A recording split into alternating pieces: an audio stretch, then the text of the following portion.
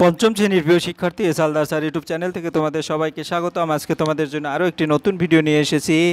পরিবেশ প্রশ্ন সেট ২ রায় ও মার্টিন প্রশ্ন বিচিত্রা, অর্থাৎ রায় ও মার্টিন প্রশ্ন বিচিত্রার প্রশ্ন সেট ২, অর্থাৎ স্কুল নম্বর ২, পরিবেশ মডেল প্রশ্ন ২০২৫ সেট নম্বর ২, পঞ্চম শ্রেণী ক্লাস ৫ সেট নম্বর ২, তৃতীয় পর্যায়ক্রমিক মূল্যায়ন, স্কুল নম্বর হচ্ছে ২, যেটা বাঁকুড়া ক্রিস্টিয়ান কলেজিয়েট স্কুল।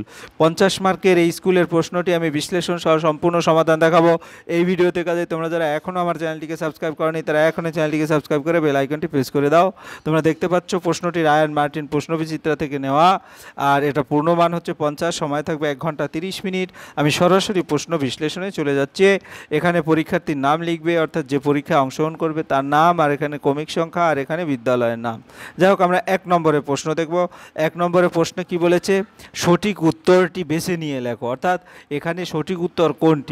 লোকালয়ের মাঝে যেসব ছোট ছোট বন তৈরি হয় সেগুলিকে বলে, সেগুলিকে কি বলে? আমরা উত্তরটা যদি দেখি ক, অর্থাৎ সামাজিক বন, এটা হবে উত্তর। তারপরে ১-২ কয়লা খনির মধ্যে অক্সিজেন পাঠানো হয় কারণ কি? কয়লা খনির মধ্যে অক্সিজেন পাঠানো হয় কারণ হচ্ছে গ উত্তর, অর্থাৎ খনির শ্রমিকদের শ্বাসকার্য চালানোর জন্য। সূর্যের আলো দিয়ে তৈরি হয়, আমরা জানি সৌরবিদ্যুৎ, কাজে সূর্যের আলো দিয়ে বিদ্যুৎ তৈরি হয়। এরপরে ১-৪ ঝালং জলবিদ্যুৎ কেন্দ্রটি গড়ে উঠেছে কোথায়? গড়ে উঠেছে জলঢাকা নদীতে, এটার উত্তর হবে গ। এরপরে গরম লাভা বাইরে বেরিয়ে আসে, অর্থাৎ ১-৫ এটাকে আগ্নেয়গিরি থেকে, অর্থাৎ খ নম্বরের উত্তর হবে। এরপরের প্রশ্ন ১-৬, হ্যাঁ, নরম কাণ্ডের গাছ হলো, নরম কাণ্ডের গাছ কি? ক, অর্থাৎ কলা, কলা গাছ হচ্ছে নরম কাণ্ডের গাছ। এবং ১-৭ আজ সকাল ৯টায় মুখ্য জোয়ার হলো, কাল মুখ্য জোয়ার হতে পারে সকাল ৯টা ৫২-তে, অর্থাৎ হ্যাঁ তোমার মুখ্য জোয়ার আবার মুখ্য ভাটা, অর্থাৎ জোয়ার ভাটার যে ব্যবধান ১২ ঘন্টা ২৬ মিনিট অন্তর অন্তর হয়, তাহলে ৯টায় যদি হয় তো একবার অতিক্রম করে ২৬-২৬-৫২ মিনিট, অর্থাৎ ৯টা ৫২ মিনিট পরে হবে, উত্তর হবে খ। এরপর আমরা চলে যাব ২ নম্বরের প্রশ্নে, শূন্যস্থান পূরণ করো। ধোঁয়ার মধ্যে থাকা সবচেয়ে বিষাক্ত গ্যাসের নাম কি? কার্বন মনোঅক্সাইড, অর্থাৎ এই শূন্যস্থানে হবে কার্বন মনোঅক্সাইড। ২-২ যিনি পরিষেবা গ্রহণ করেন তাকে কি বলে? তাকে বলে উপভোক্তা। তারপর জেলির শিশিতে ড্যাশ ছাপা থাকে, FPO ছাপা থাকে। এরপর আমরা ২-৪ দেখব। ২-৪ হচ্ছে যেখানে বেশি ড্যাশ হয়, ভূমিকম্প হয়, সেখানে মানুষের কাঠের বাড়িতে থাকে। ২-৪। ২-৫ পশ্চিমবঙ্গের প্রধান খনিজ সম্পদ কি? কয়লা। এরপর ৩ নম্বরের প্রশ্ন দেখো, নিচে সম্পর্কযুক্ত শব্দজোড় দেওয়া আছে, প্রথম জোড়টির সম্পর্ক দেখে দ্বিতীয় জোড়টির শূন্যস্থান পূরণ করো। যেমন কাগজ চিনি, কাগজ তালপাতার পুঁথি, মানে কাগজ আবিষ্কার করছে কি? চীন, তাহলে তালপাতার পুঁথি কি? অর্থাৎ ভারত, উত্তর হবে ভারত। ঘূর্ণিঝড় আয়লা, এগুলি হচ্ছে প্রাকৃতিক দুর্যোগ, তাহলে এখানে কি হবে? সুনামি জল উচ্ছ্বাস। এরপরে ৪-১ নম্বর, পৃথিবীকে এক পাক ঘুরে আসতে চাঁদের কত সময় লাগে? ২৯.৫ দিন, অর্থাৎ ২৯ দিন ১২ ঘন্টা। এরপরে ৪-২ মরা কাঁঠাল কোন তিথিতে হয়? মরা কাঁঠাল হয় কৃষ্ণ এবং শুক্লপক্ষের অষ্টমী তিথিতে মরা কাঁঠাল হয়। এরপর আমরা ৪-৩ নম্বর প্রশ্ন দেখব, কোন নদীকে কেন্দ্র করে ডিভিসি গঠিত হয়? ডিভিসি হচ্ছে দামোদর নদীকে কেন্দ্র করে। কেরোসিন কি থেকে পাওয়া যায়? ৪-৪ পেট্রোলিয়াম থেকে। বিশ্ব বয়স্ক দিবস কবে পালিত হয়?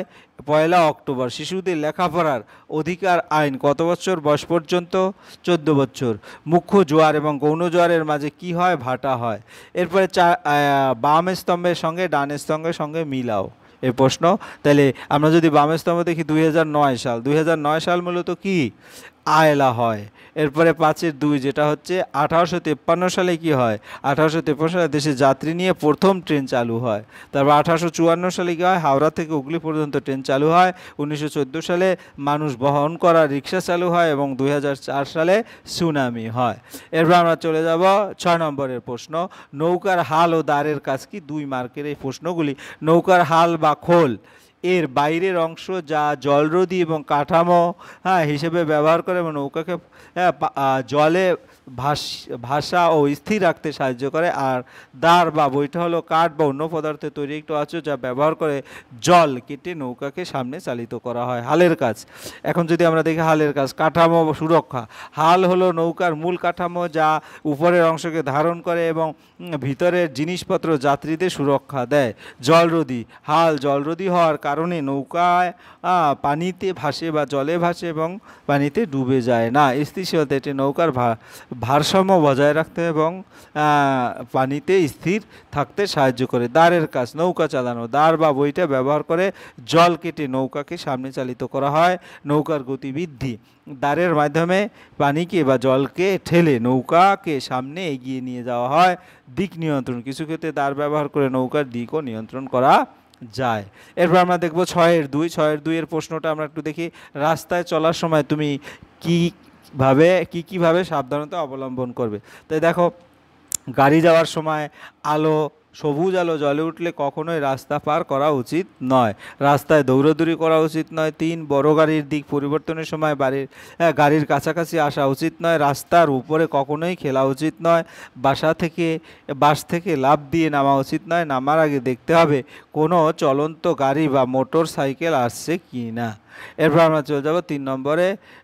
6-3 জোয়ারের কারণ কি। জোয়ারের প্রধান কারণ হলো সূর্যের মহাকর্ষীয় টান এবং পৃথিবীর উপর কার্যকরী কেন্দ্রাতিক বল। চাঁদের কাছাকাছি থাকা সমুদ্রের জল চাঁদের আকর্ষণে ফুলে ওঠে, আবার পৃথিবীর কঠিন অংশ চাঁদের চেয়ে বেশি আকৃষ্ট হয়। বিপরীত দিকে জলও ফুলে ওঠে, যা উচ্চ জোয়ার সৃষ্টি করে। সূর্যের মহাকর্ষীয় টান এবং জোয়ার সৃষ্টিতে ভূমিকা রাখে, তবে দূরত্বের কারণে চাঁদের টান বেশি প্রভাবশীল। এরপর আমরা চলে যাব 6-4 কি হরপ্পা বান কাকে বলে। পার্বত্য অঞ্চলে নদীগুলি নুড়ি পাথর জমে অগভীর হয়ে যায়। এর ফলে হঠাৎ প্রচুর বৃষ্টিপাত হলে নদী কত পরিমাণ জল, মানে অনেক পরিমাণ, এখানে কত বলতে অনেক পরিমাণ জল যেটা বয়ে নিয়ে যেতে পারে না, তখন নদীর দুকুল ছাপিয়ে বিশাল বন্যা দেখা দেয়। একেই হরপ্পা বান বলে। এরপর আমরা চলে যাব 6-5 শিশুদের 2টি অধিকার। মিনিমাম 2টো অধিকার, এখানে আমি 6টি অধিকারই বলে দিয়েছি। শিশুদের প্রয়োজনীয় অধিকারগুলি হলো বেঁচে থাকার অধিকার, খাদ্য পানীয় জল পাওয়ার অধিকার, নিজের নাম ও পরিচয় জানা এবং প্রকাশ করার অধিকার, নিজের মত প্রকাশ ও আলোচনার অধিকার, অবৈতনিক ও বাধ্যতামূলক শিক্ষা লাভের অধিকার এবং 6 নম্বরে হচ্ছে স্বাস্থ্য ভালো রাখা এবং অসুখ হলে চিকিৎসা পাওয়ার অধিকার। এরপরে আমরা চলে যাব 6 নম্বরের প্রশ্ন। টারবাইন কি। টারবাইন হলো একটি ঘূর্ণায়মান যান্ত্রিক যন্ত্র যা তরল প্রবাহ যেমন জল, বাষ্প, গ্যাস বা বাতাস থেকে শক্তি আহরণ করে এটিকে কার্যকর যান্ত্রিক কাজে রূপান্তরিত করে। এই যান্ত্রিক শক্তি সাধারণত একটি শ্যাফটের সাথে সংযুক্ত ব্লেডকে ঘোরায়, যা পরবর্তীতে জেনারেটরের মাধ্যমে বিদ্যুতে রূপান্তরিত হতে পারে বা অন্য কোনো কাজ করতে ব্যবহৃত হতে পারে। এরপর আমরা চলে যাব পরের যে প্রশ্ন সেগুলি। তো পরের প্রশ্নগুলি যদি দেখি, প্রথমে প্রশ্ন হচ্ছে 7 নম্বরের প্রশ্ন, 3 মার্কের। আবহাওয়া কাকে বলে। আবহাওয়ার পূর্বাভাস কোন কোন মাধ্যম থেকে পাওয়া যায়। আমি আবহাওয়া কাকে বলে সেটা একটু যদি দেখি, কোনো নির্দিষ্ট স্থানে নির্দিষ্ট সময় বায়ুর উষ্ণতা, আর্দ্রতা, বায়ুপ্রবাহ, বায়ুচাপ, বৃষ্টিপাত, তুষারপাত ইত্যাদি উপাদানের প্রতিদিনের অবস্থাকে আবহাওয়া বলে। আবহাওয়ার পূর্বাভাস নিচের বিভিন্ন মাধ্যমে পাওয়া যায়, যেমন টেলিভিশন, খবরের চ্যানেলে নিয়মিত আবহাওয়ার পূর্বাভাস প্রচার করা হয়। রেডিও, সংবাদ বা বিশেষ আবহাওয়া বিভাগে পূর্বাভাস জানানো হয়। পত্রিকা, দৈনিক পত্রিকায় আবহাওয়ার তথ্য ছাপা হয়। মোবাইল অ্যাপ যেমন ওয়েদার, একুওয়েদার, গুগল ওয়েদার ইত্যাদি অ্যাপ বর্তমান ও ভবিষ্যতের পূর্বাভাস জানা যায়। ইন্টারনেট ওয়েবসাইট যেমন www.bmd.gov.bd যেটাও বাংলাদেশে আবহাওয়া অধিদপ্তর বা ওয়েদার থেকেও তথ্য পাওয়া যায়, এবং সামাজিক যোগাযোগ মাধ্যম ফেসবুক, টুইটার বা ইউটিউবে অফিসিয়াল পেজ থেকে পূর্বাভাস প্রকাশ করা হয়। এরপরে আমরা চলে যাব জলচক্র কাকে বলে। জলচক্র আমি কিন্তু আরও পূর্বের প্রতিটা প্রশ্নে কিন্তু এই প্রশ্নটা আসে প্রতিটা আমার ভিডিওতে। পৃথিবীতে জল বাষ্পীভবন, ঘনীভবন, বৃষ্টিপাতের মাধ্যমে ঘুরে ফিরে এক অবস্থান থেকে অন্য অবস্থানে যায়। এভাবে জলের ক্রমাগত চলাচলকেই জলচক্র বলে। অর্থাৎ সূর্যের তাপে সমুদ্র, নদী ও হ্রদের জল বাষ্পে পরিণত হয়, মেঘ তৈরি করে। পরে সেই মেঘ থেকে বৃষ্টি হয়ে আবার নদী, হ্রদ এবং সমুদ্রে ফিরে আসে। এভাবেই জলের একটি চক্র সম্পূর্ণ হয়। জলচক্রের ধাপগুলি: বাষ্পীভবন, সূর্যের তাপে জল বাষ্পে পরিণত হয়। ঘনীভবন, জলীয় বাষ্প ঠান্ডা হয়ে মেঘে পরিণত হয়। বৃষ্টিপাত, মেঘ থেকে জল বৃষ্টি, তুষার বা শিলাবৃষ্টির আকারে পরে। প্রবাহ, রানব, বৃষ্টির জল নদী ও নালার মাধ্যমে সমুদ্রে ফিরে যায়। তুমি যদি দেখা গেছে বড় চিত্র না আঁকতে পারো তাহলে এটা দেবে। ঘনীভবন, বৃষ্টিপাত, দেখো নদী, ভূমি, সমুদ্র, বাষ্পীভবন হয়ে উড়ে গিয়ে ঠান্ডা হয়, ঘনীভবন হয়, তারপরে বৃষ্টিপাত হয়। যাই হোক, আমি আবার একটা এরকম চিত্র দিয়ে দিছি। এখানে দেখো নদী সমুদ্র দেওয়া আছে। হ্যাঁ, এই নদী সমুদ্র থেকে জল বাষ্পীভবন প্রক্রিয়ায় সূর্যের আলোর উপস্থিতিতে হ্যাঁ বাষ্প হয়ে উড়ে যায়, তার ঘনীভবনের মাধ্যমে তারা বৃষ্টি রূপে আবার নিচে পড়ে। এই ছবিটা তোমরা সুন্দর করে এঁকে দিবে, এটা কিন্তু কঠিন কোনো ছবি না। যাই হোক, এরপর আমরা চলে যাবো পরের প্রশ্ন।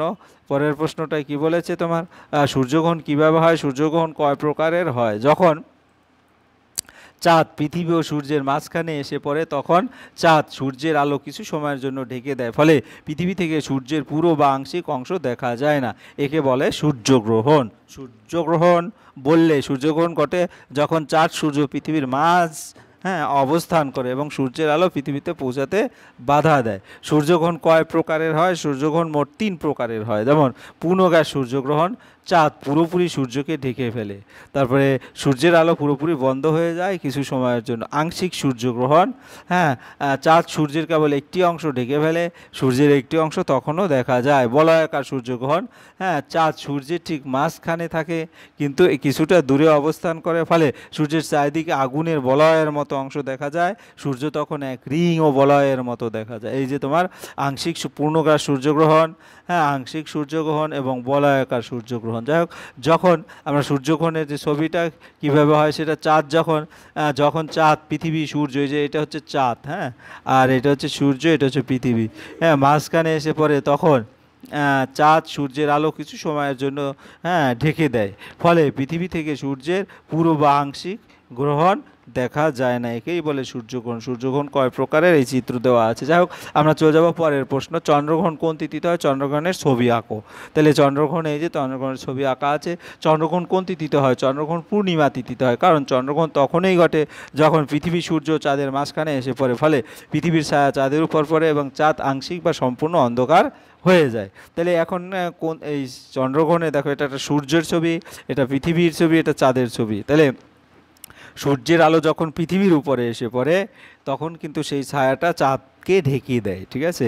অর্থাৎ আমি যদি বলি উপর থেকে নিচ পর্যন্ত এভাবে যদি একটা ছবি দিয়ে কি, এটা হচ্ছে সূর্য, ঠিক আছে, এই সূর্য এবং এখানে হচ্ছে পৃথিবী, ঠিক আছে। তাই সূর্যের আলো পৃথিবীর উপর পড়লো, কিন্তু এখানে চাঁদ, তাইলে চাঁদের উপর কিন্তু আর সূর্যের আলো পড়ছে না, যার জন্য কি হচ্ছে, তার জন্য দেখা যাচ্ছে চাঁদ পুরোপুরি ছায়া দ্বারা পৃথিবী পুরোপুরি ছায়া দ্বারা সূর্যকে ঢেকে দিচ্ছে, ঠিক আছে।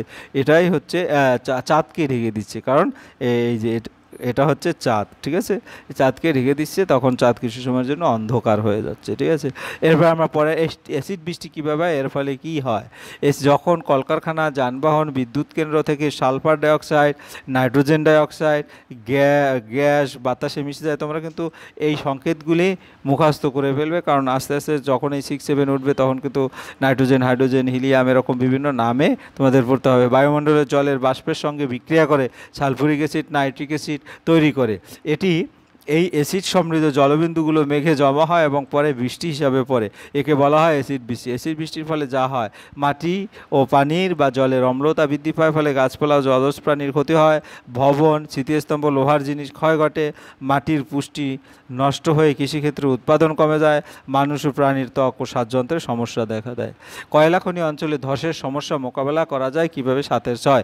কয়লা খনি অঞ্চলে ধসের সমস্যা মোকাবেলা করার উপায়, বৈজ্ঞানিকভাবে খনন করা, কয়লা তোলার সময় বিজ্ঞানসম্মত পদ্ধতি ব্যবহার করতে হবে যাতে মাটি না ধসে পড়ে, মজবুত খুঁটি বসানো, খনির ভিতরে লোহার বা কাঠের খুঁটি দিয়ে ছাদকে শক্ত রাখতে হবে, নিয়মিত পরিদর্শন করা, বিশেষজ্ঞরা নিয়মিত খনি পরীক্ষা করবেন এবং কোথাও ফাটল বা ধসের আশঙ্কা আছে কিনা তা দেখবেন। শ্রমিকদের নিরাপত্তা ব্যবস্থা, খনিতে কাজ করা শ্রমিকদের হেলমেট, বাতি বা জরুরি পথ থাকতে হবে। খনি বন্ধ হলে মাটি ভরাট করা, কাজ শেষ হলে খনির ফাঁকা জায়গা মাটি দিয়ে পূরণ করতে হবে যাতে ভূমি না ধসে যায়। এই ছিল তোমার সামগ্রিক প্রশ্ন এবং তার উত্তর। আশা করি ভিডিওটি মনোযোগ সহকারে দেখলে তোমরা সম্পূর্ণ প্রশ্নর যে একটা কনসেপশন বা ধারণা ক্লিয়ার তোমরা বুঝতে পারবে। পরিশেষে বলবো, তোমরা যারা এখন আমার চ্যানেলটিকে সাবস্ক্রাইব না করে আমার এই ভিডিওগুলি দেখছো, এখনই চ্যানেলটিকে সাবস্ক্রাইব করে বেল আইকনটি প্রেস করে দাও। ভিডিওটি দেখার জন্য অসংখ্য ধন্যবাদ। ভিডিওটি ভালো লাগলে লাইক, কমেন্ট, শেয়ার করতে ভুলবে না। আজ এই পর্যন্তই, ধন্যবাদ সবাইকে।